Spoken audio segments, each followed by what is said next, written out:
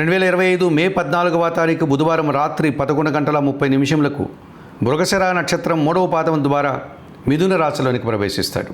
అనగా గురువు మిథున సంక్రమణం చెందుతున్నాడు. ఈ గురువు ఒక్కొక్క రాశిలో ఒక సంవత్సర కాలం ప్రయాణం చేస్తాడు. ఇప్పుడు ఈ బృహస్పతి వృషభ రాశి నుంచి మిథున రాశిలోనికి ప్రవేశించి ఒక సంవత్సర కాలం మిథున రాశిలో ఆయన ప్రయాణం కొనసాగించడం వల్ల 12 రాశుల వారి యొక్క ఫలితాలు ఎలా ఉంటాయి? ధనుస్సు రాశి వారు జన్మరాశ్యాధిపతి చతుర్థాధిపతి అయినటువంటి గురువు సప్తమ భావంలో సంచరిస్తున్నాడు. వీరికి 100% శుభఫలితాలు రావడానికి అవకాశం ఉంటుంది.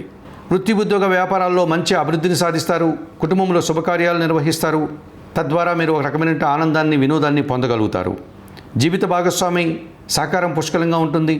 సమాజంలో గుర్తింపు తెచ్చుకుంటారు. మిత్రుల నుంచి వ్యాపార భాగస్వాముల నుంచి పూర్తి సహకారాన్ని పొందగలుగుతారు. మీరు చేసే కార్యక్రమాలంతా కూడా సద్వినియోగం అవుతాయి. సత్ఫలితాలను సాధించుకోగలుగుతారు. ఆర్థికాభివృద్ధిని, విద్యారంగంలో పనిచేసే వారికి మంచి ఫలితాలు, విద్యార్థులకు సుఫలితాలు రావడానికి అవకాశం కనిపిస్తుంది.